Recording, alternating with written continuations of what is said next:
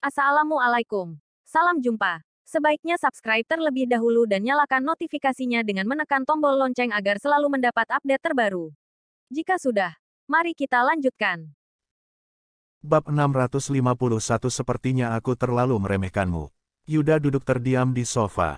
Dia menghela napas dan bergumam dalam hatinya, aku tidak menyangka, Morgan, ternyata pelindungmu adalah keluarga Sandika. Sepertinya aku terlalu meremehkanmu. Yuda, apa yang kamu pikirkan? Sinta bertanya pada Yuda dengan nada bingung. Tidak ada, aku tidak memikirkan apapun, jawab Yuda dengan lembut seraya melambaikan tangannya. Menurutmu apa yang harus kita lakukan dengan liontin batu giok ini? Tanya Sinta lagi sambil mengerutkan kening. Mendengar kata-kata Sinta, Yuda mau tidak mau kembali menatap liontin batu giok yang tergeletak di atas meja. Setelah ragu-ragu selama beberapa saat, dia kemudian berkata dengan lembut, kalau memang masalahnya seperti itu, untuk saat ini aku tidak akan menghubungi keluarga Sandika. Baguslah kalau begitu, ucap Yura seraya menghela napas panjang saat mendengar ucapan Yuda, ayahnya. Lagi pula, Yura juga tidak tahu apakah liontin giok itu memang dicuri oleh Morgan atau diberikan oleh Sylvana. Selama Yuda tidak menghubungi orang-orang dari keluarga Sandika, dia merasa lega. Setelah melihat ekspresi di wajah Yura, Yuda kemudian berkata pelan, Yura, kamu jangan terlalu senang dulu. Meskipun sekarang aku tidak akan menghubungi orang-orang dari keluarga Sandika, bukan berarti masalah ini sudah berakhir.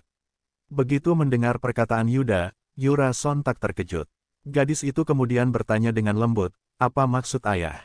Yuda menatap Yura dan berkata dengan tegas, Yura, mulai sekarang, kamu tidak boleh terus memakai liontin batu giok ini, atau memberitahu siapapun bahwa liontin batu giok ini ada di tanganmu. Kenapa? Yura tampak sedikit tidak senang. Bagaimanapun liontin batu giok itu adalah hadiah ulang tahunnya dari Morgan, dan dia sangat menyukainya.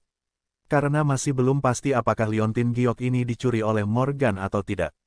Beberapa hari ini aku akan meminta orang-orangku keluar dan menyelidiki apakah orang-orang dari keluarga Sandika sedang mencari liontin giok ini atau tidak.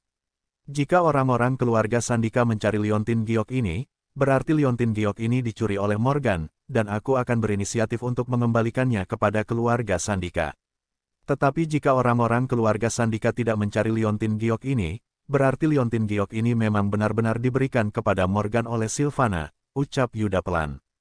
Yura menatap Yuda dengan tatapan putus asa, tetapi dia tidak tahu harus berkata apa. Dia hanya bisa mengangguk tanpa daya. Setelah melihat Yura mengangguk, Yuda kemudian berdiri dan berjalan ke kamar tidur. Sinta ragu-ragu sejenak dan akhirnya pergi menyusul Yuda, meninggalkan Yura sendirian di ruang tamu. Pada saat ini, wajah Yura sangat bingung, karena dia tidak tahu apakah dia perlu memberitahu Morgan atau tidak. Jika Yura memberitahu Morgan tentang masalah tersebut, dia khawatir liontin batu giok itu ternyata memang tidak dicuri oleh Morgan, dan kecurigaan keluarganya terhadap Morgan justru akan membuat Morgan sangat sedih. Jika dia menelepon Morgan sekarang, itu berarti dia tidak mempercayai pemuda itu. Namun jika dia tidak menelepon, Yura khawatir Morgan benar-benar mencuri liontin batu giok itu. Saat ini, Yura merasa sangat bingung. Yura memegang ponselnya dan tidak tahu harus berbuat apa. Apa yang harus aku lakukan sekarang? Bisiknya di dalam hati. Beberapa menit kemudian, Yura perlahan meletakkan ponselnya seraya berkata pada dirinya sendiri, aku yakin Morgan tidak mencuri liontin giok ini, dan aku tidak akan meneleponnya. Setelah mengatakan ini, Yura meletakkan ponselnya dan kembali ke kamarnya.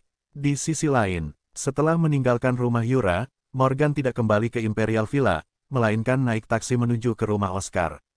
Saat itu, sudah sangat malam dan halaman rumah Oscar sudah gelap. Pak tua itu pasti belum tidur, pikir Morgan. Dia menghela napas dan kembali berjalan masuk ke halaman. Beberapa menit kemudian, Morgan sampai di pintu kamar Oscar. Pada saat ini, lampu di ruangan itu masih menyala yang menunjukkan bahwa Oscar pasti belum beristirahat. Morgan kemudian mengulurkan tangan dan mengetuk pintu dengan pelan. Masuklah, suara Oscar terdengar dari dalam. Morgan ragu-ragu sejenak, lalu mendorong daun pintu hingga terbuka. Setelah memasuki ruangan, Morgan mengamati situasi di dalam ruangan tersebut. Dekorasi kamar Oscar sangat sederhana, hanya ada tempat tidur, meja persegi dan kursi. Di samping tempat tidur terdapat sebuah rak buku, di mana banyak buku yang sudah menguning. Pada saat yang sama, Oscar terlihat sedang duduk di kursi dan membaca buku.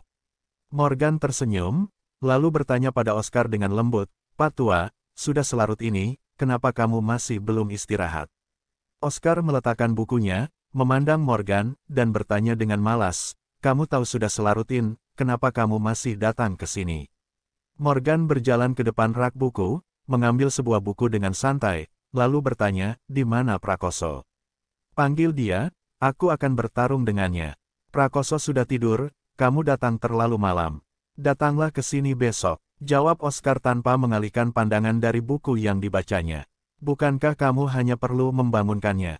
Tanya Morgan lagi. "Prakoso itu pemarah. Kalau dibangunkan sekarang, bisa-bisa dia marah dan mungkin akan memukulmu habis-habisan. Kamu yakin bisa tahan?" Tutur Oscar dengan tenang seraya melirik ke arah Morgan. Ketika mendengar kata-kata Oscar, Morgan tertegun sejenak dan terlihat ada sedikit kekecewaan di matanya. Morgan sudah bertarung dengan Prakoso selama kurang lebih sebulan lamanya, dan dia mengenali keterampilan Prakoso dengan sangat baik. Meskipun Prakoso adalah seekor monyet, kekuatannya sangat menakutkan dan kecepatannya pun luar biasa. Jika Morgan benar-benar membuat Prakoso marah, konsekuensinya akan sangat mengerikan dan mungkin saja Morgan justru akan mengalami cedera. Morgan ragu-ragu sejenak, dan berkata dengan pelan, "Baiklah, lupakan saja. Aku akan kembali lagi besok." Setelah mengatakan ini Morgan berbalik dan bersiap untuk P. Namun, ketika Morgan sampai di pintu, pemuda Tut Bateba berhenti.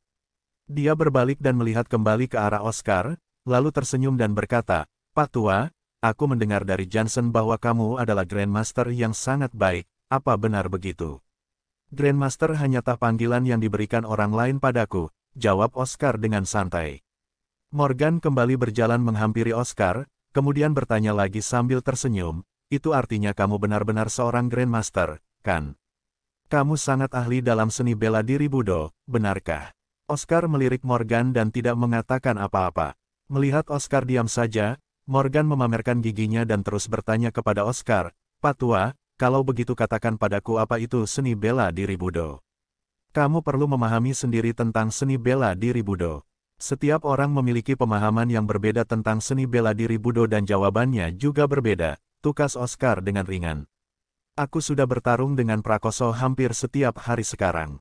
Kira-kira kapan aku akan menjadi ahli bela diri yang sebenarnya?" Tanya Morgan seraya menatap Oscar, kemudian melanjutkan, "Pak Tua, apa kamu memiliki keterampilan yang kuat di tanganmu, bisakah kamu mengajariku? Aku juga ingin memiliki kekuatan sepertimu."